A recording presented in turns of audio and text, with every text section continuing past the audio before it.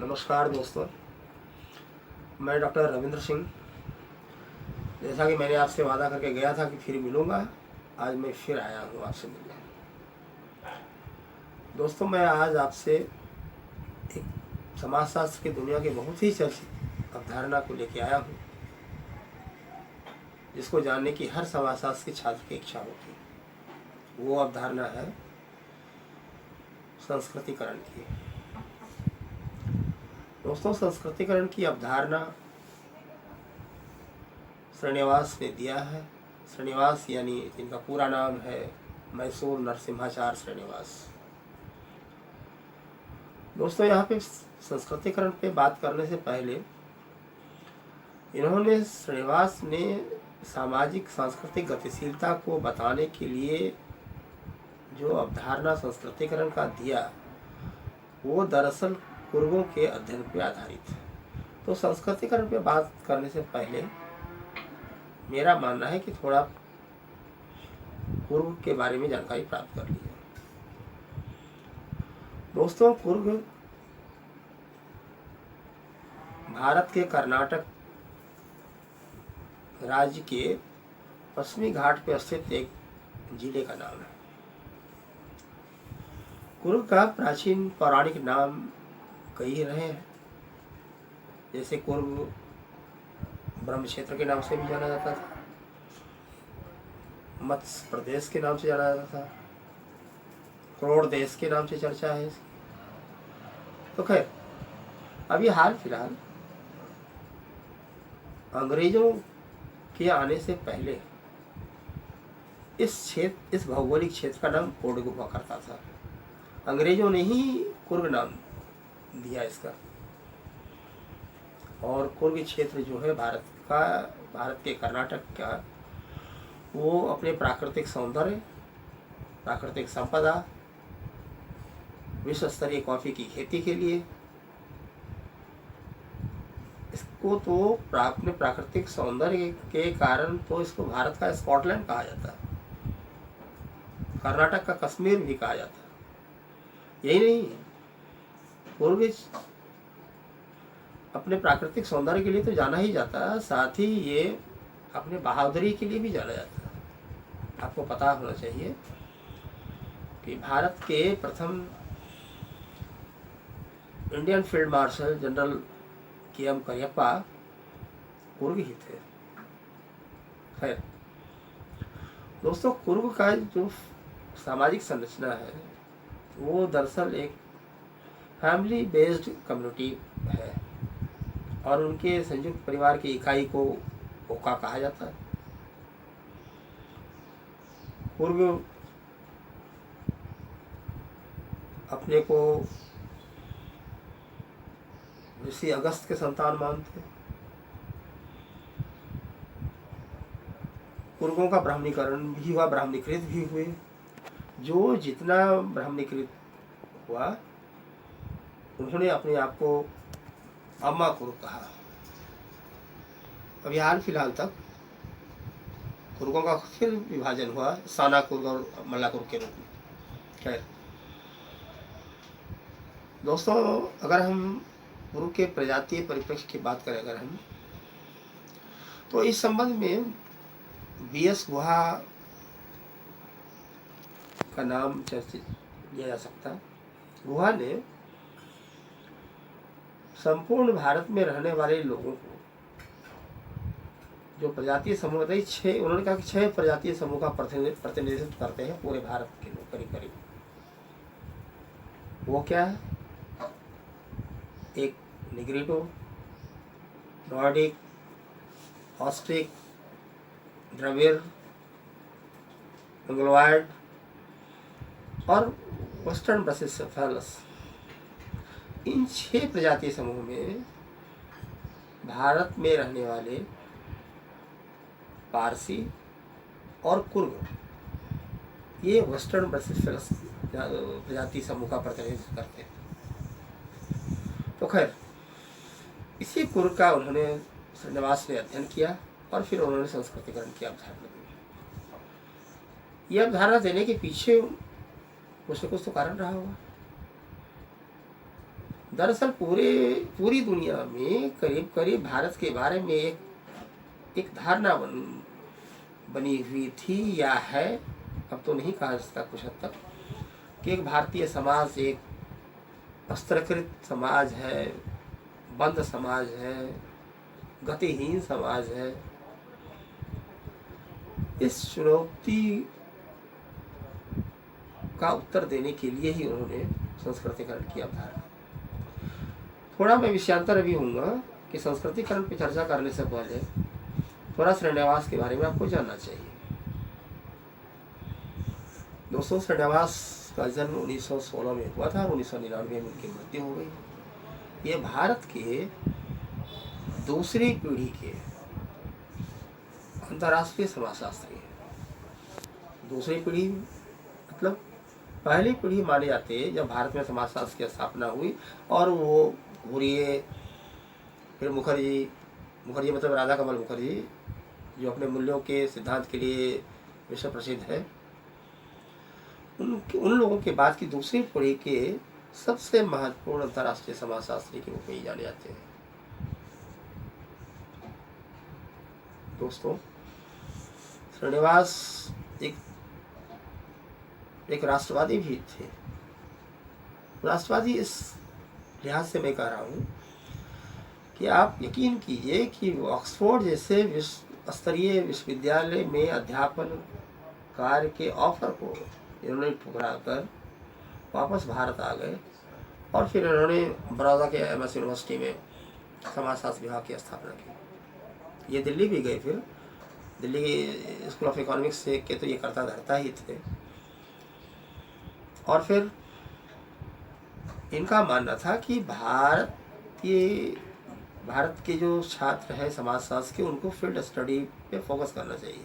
और इन्होंने कुर का भी जो अध्ययन किया वो फील्ड स्टडी ही है, एक सहभागी अवलोकन पद्धति का सहारा लेकर एक इथनोग्राफिकल स्टडी है। खैर, और फिर इन्होंने कई कालजयी रचना भी की। कुछ आपको जानना चाहिए, जैसे अगर मैं आपको बताऊं, marriage and family in Mysore, religion and society among the Coorgs of South India, इसको तो आप जानते ही होंगे। The remembered village, social change in modern India, the dominant caste and other essays, dimension of social change in India, ये तमाम कई रचनाओं कृतिकों की रचनाएं उन्होंने की। और इनका महत्व, इनकी प्रसिद्धि आप इतने है कि इनकी कुछ कृतियों का तो क्षेत्रीय भाषा मैथिली में भी अनुवाद हुआ, जैसे caste in modern India, social change in modern India इत्यादि। खैर दोस्तों, इनको इन सब कामों के लिए पुरस्कारों की एक झड़ी लग गई, और उन्हीं पुरस्कार और सम्मान में एक है 1977 में भारत सरकार द्वारा पद्म भूषण की उपाधि से इनको सम्मानित किया गया। खैर दोस्तों, श्रीनिवास केवल संस्कृतिकरण की अवधारणा ही नहीं दी, इन्होंने प्रभु जाति की भी बातें की, वोट बैंक की बातें की, स्प्रेड की बातें की, पश्चिमीकरण, आधुनिकीकरण, लौकिकीकरण से समाजशास्त्रीय एक पुस्तकालय को उन्होंने सजा दिया अपनी अवधारणाओं से।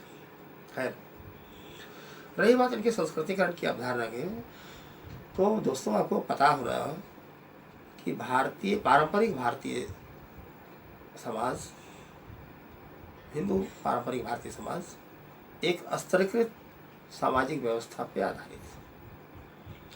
वो स्तरीकृत व्यवस्था है कि एक चतुर्वर्ण व्यवस्था पे आधारित है। चतुर्वर्ण व्यवस्था का ही है। और चतुर्वर्ण व्यवस्था इसमें सबसे उच्च वर्ण माने जाते हैं ब्राह्मण, फिर क्षत्रिय, फिर वैश्य, फिर शूद्र। दोस्तों ये चार जो जातियों का है ये चतुर्वर्ण के सदस्य माने जाते हैं। और इसके अलावा एक और समूह है जिनको हम अस्पृश्य के नाम से जानते हैं, जो है तो हिंदू लेकिन ये चतुर्वर्ण व्यवस्था से बाहर है और इनको पंचम वर्ण का सदस्य कहा गया। और फिर ये जो चतुर्वर्ण व्यवस्था है इसमें से भी ऊपर की जो तीन वर्ण व्यवस्था है यानी ब्राह्मण, क्षत्रिय और वैश्य, ये तीन वर्णों को कहा गया कि ये तीनों द्विज जाति के प्रतिनिधित्व करते हैं। द्विज जाति है। द्विज क्या मतलब? द्विज का मतलब वैसी जाति है जिसका दो बार जन्म। एक बार तो सभी मानवों का जन्म होता है माँ के गर्भ से, तो सब पे लागू होता है। और दूसरा जन्म ये कहा गया कि जब इन ऊपर की तीन जातियों का उपनयन संस्कार होता तो फिर एक दोबारा प्रतीकात्मक रूप से फिर दोबारा जन्म आता है। और जिनका उपनयन संस्कार होता वही वो जाति पवित्र हो जाती और फिर उन्हीं जातियों को धार्मिक क्रिया करना, वेदों का अध्ययन करने का अधिकार, यज्ञों पवित्र धारण करने का अधिकार, शिखा रखने का अधिकार इत्यादि, ये सब अधिकार उनको मिल जाते इसलिए कि वो पवित्र हो गए क्योंकि उनका उपनयन संस्कार हो चुका था। और फिर ये कहा गया कि ये एक बंद समाज है जिसमें कि एक मानव के जीवन में जाति का परिवर्तन नहीं हो सकता। इसीलिए कहा गया कास्ट इज क्लोज क्लास।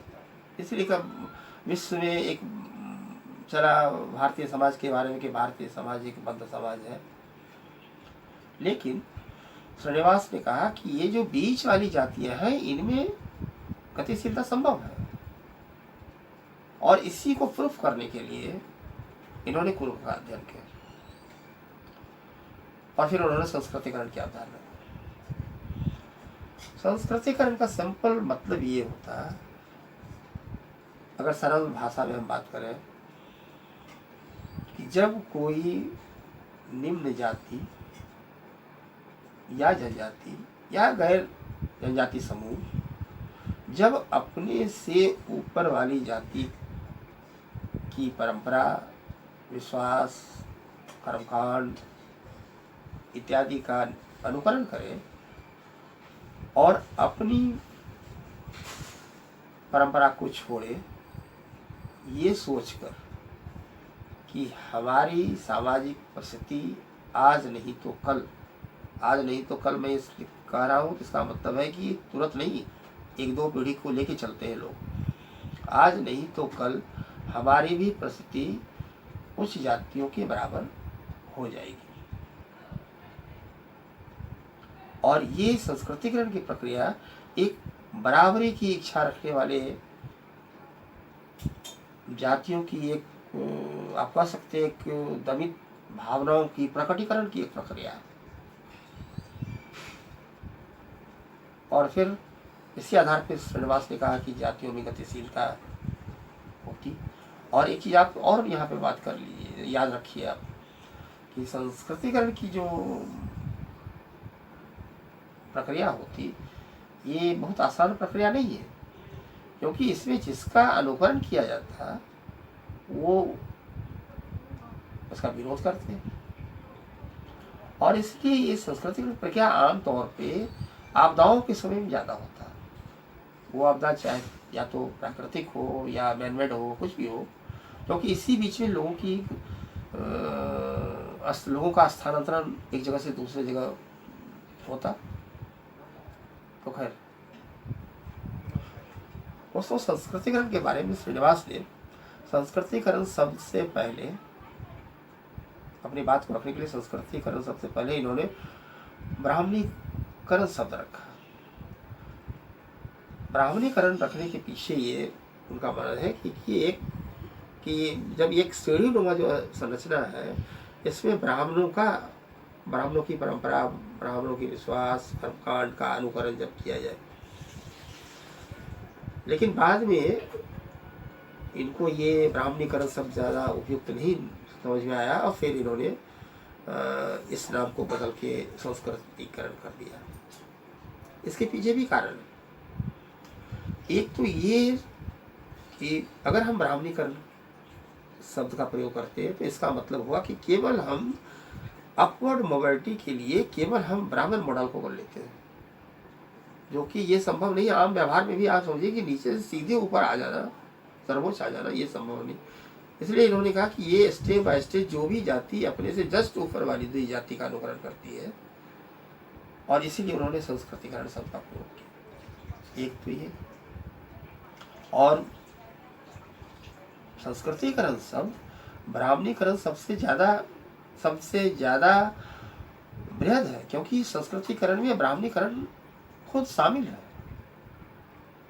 एक तो ये कारण। दूसरा कारण ये कि ब्राह्मणीकरण शब्द का प्रयोग इनसे पहले अंकलेश्वर अय्यप्पन कर चुके थे, और इसलिए इन्होंने इस ब्राह्मणीकरण शब्द को बदल के संस्कृतिकरण शब्द किया। नंबर 1। नंबर 2 कि दोस्तों, ये सामाजिक गतिशीलता के बारे में जो संस्कृतिकरण की बातें श्रीनिवास ने की, ऐसा नहीं कि श्रीनिवास के पहले या श्रीनिवास के अलावा किसी और ने इस संबंध में इस तरह की प्रक्रिया, संस्कृतिकरण तो एक सांस्कृतिक प्रक्रिया है, और इस तरह की सांस्कृतिक या सामाजिक गतिशीलता की प्रक्रिया के बारे में किसी और ने नहीं सोचा, ऐसा नहीं। हम डॉक्टर अम्बेडकर ने भी चर्चा की है इस तरह की प्रक्रिया का समाज में होने वाली, और उन्होंने इस सब के लिए उन्होंने एक किताब भी लिखा, caste in India, their mechanism, genesis and development. Ambedkar ही नहीं, एक अंग्रेज प्रशासक हुआ करते थे एटकिंसन से भी अपने हिमालयन गजेटियर में भी इस तरह की प्रक्रिया की चर्चा की। तो खैर, तो इस तरह की चर्चा हुई, और श्रीनिवास ने इसको विकसित करके और विश्व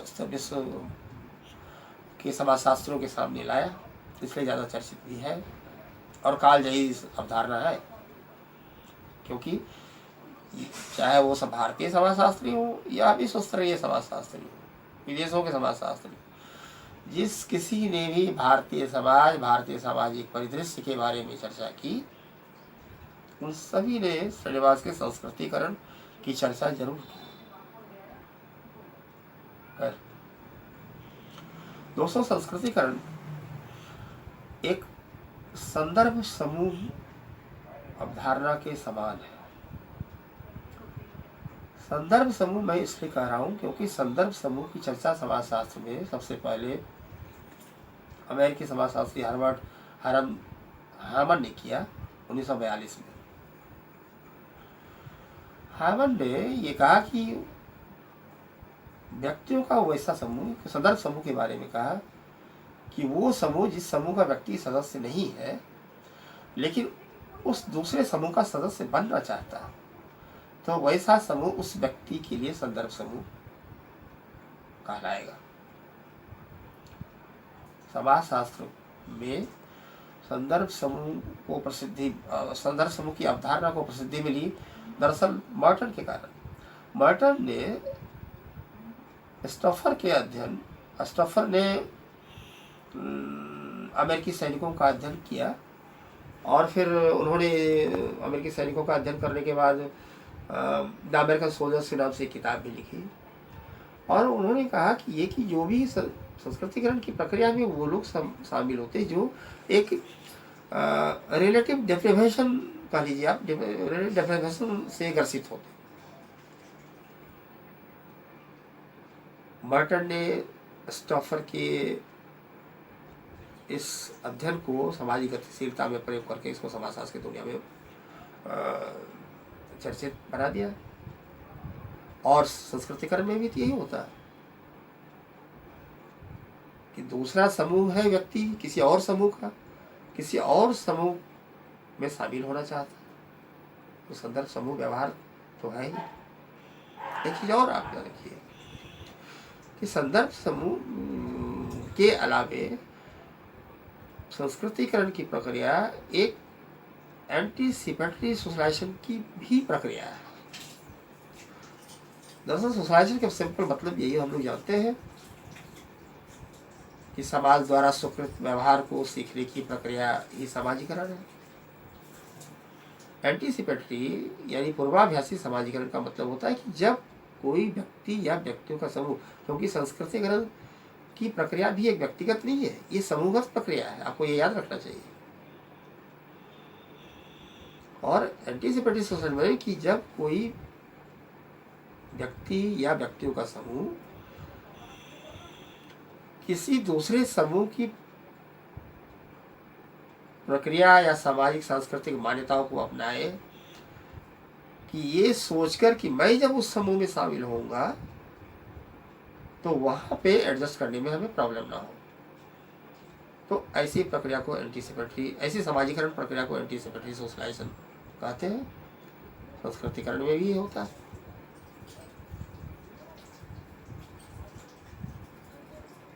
दोस्तों, संस्कृतिकरण की प्रक्रिया एक सामाजिक गतिशीलता की प्रक्रिया, सामाजिक सांस्कृतिक गतिशीलता की प्रक्रिया है। जैसा कि हम लोगों को पता है कि सामाजिक गतिशीलता के बारे में सबसे पहले चर्चा सोरोकिन ने किया। सोरोकिन यानी पीए सोरोकिन, यानी पेट्रिम अलेक्जेंड्रोविच सोरोकिन, जो एक रशियन बॉर्न अमेरिकन सोशलिस्ट थे। उन्होंने सोशल मोबिलिटी के नाम से ही 1927 में एक किताब लिखा है और उसमें उन्होंने सामाजिक गतिशीलता की बातें की। दोस्तों, सामाजिक गतिशीलता का मतलब ही होता है कि जब कोई व्यक्ति या व्यक्तियों का समूह जब एक स्थान से दूसरे स्तर या एक स्तर से दूसरे स्तर में जाए तो ऐसे होने वाले परिवर्तन की प्रक्रिया को सामाजिक गतिशीलता कहते हैं। लेकिन बाद में सोरोकिन ने खुद अपनी ही परिभाषा में सुधार करके स्थान परिवर्तन वाली बात को हटा दिया और केवल अब स्तर की बातें उन्होंने की। सामाजिक गतिशीलता भी कई प्रकार के होते, जैसे vertical social mobility, horizontal social mobility, intergenerational social mobility, intra generational social mobility, ये तमाम प्रकार की सामाजिक गतिशीलताएं होती। लेकिन सबसे ज़्यादा इसमें प्रभाव डालते दो, एक वर्टिकल सोशल मोबिलिटी यानी लंबवत ऊर्ध्वाधर सामाजिक गतिशीलता जिसमें कि स्तर से ऊपर नीचे में परिवर्तन होता है, और दूसरा हॉरिजॉन्टल यानी क्षैतिज सामाजिक गतिशीलता, यानी उसी समूह में उसी स्तर में परिवर्तन होता है। संस्कृतिकरण की प्रक्रिया भी हॉरिजॉन्टल सोशल मोबिलिटी की टाइप ही है, क्योंकि संस्कृतिकरण की प्रक्रिया से आपको यहाँ पे ये बहुत मार्के की बात मैं बता रहा हूँ कि आपको याद रखना चाहिए कि संस्कृतिकरण की प्रक्रिया से एक पोजिशनल चेंज केवल होता है, स्ट्रक्चरल चेंज नहीं होता। यानी संस्कृतिकरण की प्रक्रिया से जातिगत संरचना में कोई परिवर्तन नहीं होता, केवल संस्कृतिकरण वाली व्यक्तियों के समूह के स्तर में एक समूह विशेष की परिस्थिति में परिवर्तन होता है, न कि पूरी जातिगत संरचना में परिवर्तन होता है। आपको ये ध्यान रखना चाहिए। खैर दोस्तों, संस्कृतिकरण सामाजिक परिवर्तन के लिए केवल एक द्विज मॉडल ही काम नहीं करते, इसलिए कई और मॉडल भी काम करते। खासकर अगर हम मिल्टन सिंगर की बात करें तो मिल्टन सिंगर ने एक स्थानीय मॉडल की बातें की। स्थानीय मॉडल यानी कि जो अवधारणा तो दिया श्रीनिवास ने डोमिनेंट कास्ट की, लेकिन इसके बारे में उन्होंने भी कहा, सिंगर ने भी, एक स्थानीय मॉडल के रूप में डोमिनेंट कास्ट भी एक संस्कृतिकरण के लिए मॉडल के रूप में काम करता है। डोमिनेंट कास्ट का मतलब होता है, डोमिनेंट कास्ट यानी प्रभु जाति, कई नाम और इसके पर्यायवाची कई किताबों में आपको मिल जाएगी। लेकिन डोमिनेंट कास्ट का मतलब होता है, डोमिनेंट कास्ट कहते हैं वैसी जाति को जो जाति का जैसे कम से कम 3 कैरेक्टरिस्टिक हो। वो जाति उस क्षेत्र विशेष, अखिल भारतीय नहीं, उस क्षेत्र विशेष में संख्या में ज़्यादा हो, वो जाति उस क्षेत्र विशेष में आर्थिक रूप से संपन्न हो, वो जाति उसी क्षेत्र विशेष में एक जातिगत सोपानकृत व्यवस्था जो है हायरार्किकल, उसमें उच्च हो। भले ही वो जाति पारंपरिक भारतीय स्तरीकृत जातिगत सोपान क्रम में उच्च ना भी हो तो कोई बात नहीं। तो इस तरह के भी सामाजिक परिवर्तन होते हैं, डोमिनेंट कास्ट को आधार मान। खैर दोस्तों, इसके बारे में और भी कुछ लोगों ने चर्चा की, जैसे कि आप सुरजीत सिन्हा की बातें कर सकते हैं। सुरजीत सिन्हा ने राजपूतीकरण या क्षत्रियकरण की बातें की, मजुमदार ने रामपुर के नाइयों की बातें की, इत्यादि बहुत सारे लोगों ने इस तरह की बातें की। पोकाक ने भी बातें की। लेकिन जैसा आप जानते हैं कि हर चीज के नेगेटिव पक्ष भी होते थे, संस्कृतिकरण की अवधारणा का भी बहुत सारे लोगों ने विरोध किया। उनमें मजुमदार भी हैं। मजुमदार ने अपने यूपी के मोहाना गांव का जब स्टडी उन्होंने किया तो फिर वहाँ उन्होंने देखा कि वहाँ की निम्न जातियों में उच्च जातियों के प्रति कोई आकर्षण का भाव नहीं है, यानी उनकी तरह उच्च जाति द्विज जातियों की तरह बनना नहीं चाहते अपनी परिस्थिति के संबंध में। और बल्कि तो उल्टे उन्होंने देखा कि जो वहाँ की उच्च जातियाँ हैं वो अपनी परंपरा को छोड़ के अपने से निम्न जातियों की परंपरा का अनुकरण कर रही है।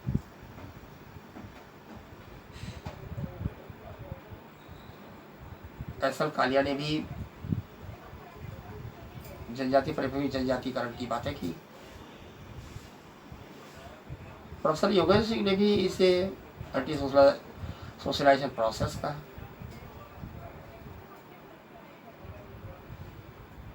दोस्तों, इस तरह की वर्टिकल सोशल मोबिलिटी की प्रक्रिया यानी सामाजिक स्तरीकरण, सामाजिक सांस्कृतिक परिवर्तन की प्रक्रिया केवल पारंपरिक हिंदू बृहद व्यवस्था में ही नहीं पाई जाती, इस तरह की आप जनजातीय समाज में ही पाई जाती। खासकर राजस्थान के भील जनजाति समूह में, आप मध्य प्रदेश के गौड़ जनजाति की चर्चा कर सकते हैं। आप तराई क्षेत्र के उत्तराखंड में रहने वाली जनजाति थारू की चर्चा कर सकते हैं। यानी कहने का मतलब ये केवल हिंदू सामाजिक व्यवस्था की बातें नहीं होती जो कि अपवर्ड सोशल मोबिलिटी की कामना रखते, और आप इसको विरोधी आंदोलन भी कर सकते हैं, क्योंकि ये है तो बृहद हिंदू पारंपरिक सामाजिक व्यवस्था के विरुद्ध ही तो है। खैर जो भी हो दोस्तों, आपको यहाँ पे एक बात और याद रखनी चाहिए कि ऐसी व्यवस्था, सामाजिक स्तरीकृत व्यवस्था केवल भारत में ही नहीं पाई जाती। भारत के अलावा और भी देश हैं विश्व में जहाँ पे इस तरह की स्तरीकृत सामाजिक व्यवस्था पाई जाती। जैसे आप कुछ देशों का नाम ले सकते हैं, जैसे Japan, Korea, Nepal, Sri Lanka, Indonesia, ये सब देश है जहाँ पे इस तरह की व्यवस्था पाई जाती है। फर्क केवल कितना है कि फर्क केवल नाम का, फर्क केवल इसमें पाई जाने वाली रिजिडिटी का या इसमें फ्लेक्सिबिलिटी का, ये सब अंतर पाए जाते हैं थोड़ा, लेकिन इस तरह की व्यवस्था विश्व के और भी देशों में है। खैर, और तभी तो यूनिसेफ ने भी कहा कि सामाजिकृत भेदभाव की व्यवस्था से करीब विश्व के 250 मिलियन से ज़्यादा लोग प्रभावित हैं। खैर, सारांश रूप में अगर हम बात करें तो आपको इतना जरूर याद रखना चाहिए कि संस्कृतिकरण के संबंध में, संस्कृतिकरण की अवधारणा के संबंध में, कि संस्कृतिकरण की अवधारणा श्रीनिवास ने दिया, जो कि एक सांस्कृतिक गतिशीलता की सामाजिक परिवर्तन की व्यवस्था को बताता है, जो एक जिसके द्वारा एक पोजिशनल चेंज होता, केवल स्ट्रक्चरल चेंज नहीं होता, यानी केवल पदात्मक परिवर्तन होता, संरचनात्मक परिवर्तन नहीं होता। और ये अवधारणा, संस्कृतिकरण की अवधारणा, इन्होंने कुर्ग का अध्ययन करके दिया और इसकी चर्चा उन्होंने अपनी पुस्तक religion and society among the Coorgs of South India में दिया। इतनी बात आपको जरूर याद रखनी चाहिए। दोस्तों, मैं समझता हूँ कि आपको इस वीडियो में कुछ नई जानकारी मिलेगी, और अगर आपको लगे कि कुछ विशेष जानकारी है तो आप इसको बार बार देखें, अपने दोस्तों को भी मोटिवेट करें। आज मैं फिर वादा करके जा रहा हूँ कि मैं फिर किसी और मुद्दे के साथ में फिर मिलूँगा। धन्यवाद।